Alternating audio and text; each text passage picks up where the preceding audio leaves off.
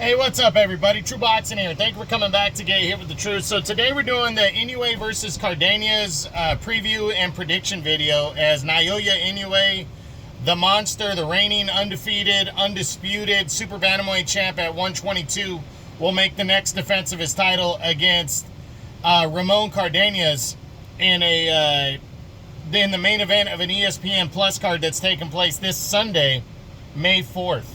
Now, before we get into that, if you could smash the like button, leave a comment, or subscribe to the channel. I really do appreciate any and all support that I can get as I continue to build my channel here. So this fight right here, on paper, Inoue's coming in a monster favorite. We'll get into that in a little bit. Anytime Inoue fights, it's a big deal. He's one of the top 2 or 3 pound-for-pound fighters in the world. He's an undisputed champ at 122. And he is such a star that the governing bodies aren't even really enforcing him to make his mandatories hard, unless it's a name that he wants to fight. They're not being as lenient as they were with Canelo for a majority of the time, but they are being pretty fucking lenient on what he can do, and they haven't really enforced. And Cardenas coming in is a top contender in the WBA rankings right now, but he really doesn't deserve this fight right here with Inoue, And this video, instead of doing the breakdown and prediction video, I figured because this was such a quick type of fight, because of me getting the video out late, that I would just do a quicker version of the breakdown and prediction videos. So, looking at this is an optional defense. It's not a mandatory defense. Looking at their side-by-sides, you got Inoue at 29-0, Cardenas at 26-1. Cardenas' lone defeat was, let me see, it wasn't anything recent. It was early on in his career. So, he hasn't lost in quite a while. In terms of, like I said, Inoue's a monster favorite coming into this one. From Japan, Cardenas from Texas in the United States. Inoue is 3 years older at 32 to Cardenas 29. They both weighed in at the Super Bantamweight limit in their last fight. Inoue, they are both 5'5".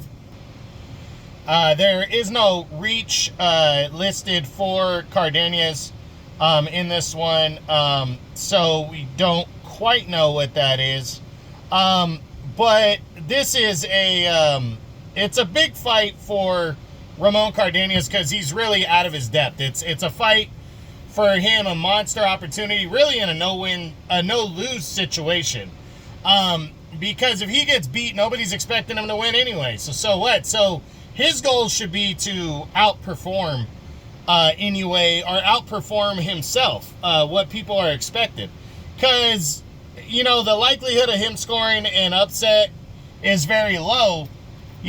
Of course, in boxing, all it takes is one punch, and hopefully he's hungry enough to stand in there and try to land that one big punch. But if he cannot, his performance can go a long way.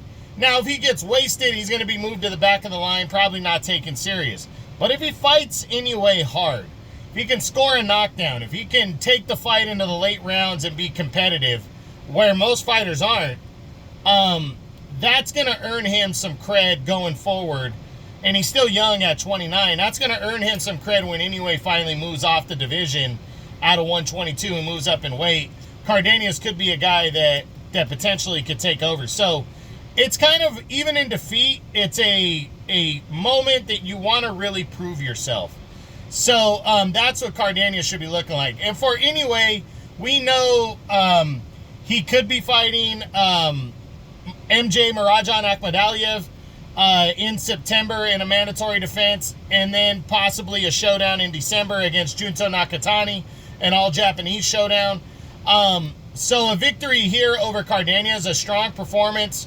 It's just for him to stay busy, and everything. So, but he does not need to overlook Cardenas. He needs to take it serious.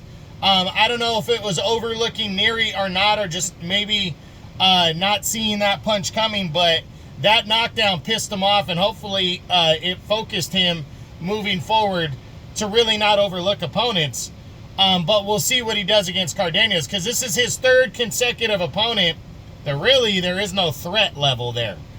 His last fight against that Koo guy that, or Kim, whatever his name was, that stepped up in place of Sam Goodman.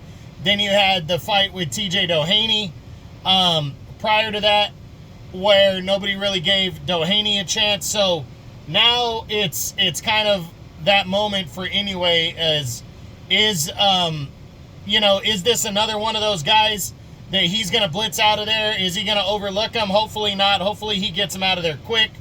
If he does, so his performance and legacy is even bigger heading into bigger fights later in the year. But my official prediction on this fight is that Inoue is going to get Cardenas out of there within the first 5 or 6 rounds. Cardenas, I guess, has that puncher's chance, but he's not even a big-time puncher. But you never know. You could land a punch on the button, and that could be it. So we'll see what happens. Hopefully we'll see if someone, if this can be at least a competitive main event. But I got Inoue blowing out Cardenas and winning this fight, no doubt. But it is a very good fight card, so make sure you pay attention this Sunday, May 4th, ESPN+. This was the Inoue versus Cardenas preview and prediction video. I hope you enjoyed it. If you did, smash the like button, leave a comment, or subscribe to the channel. I appreciate any and all support. This is True Boxing. You've been hit with the truth.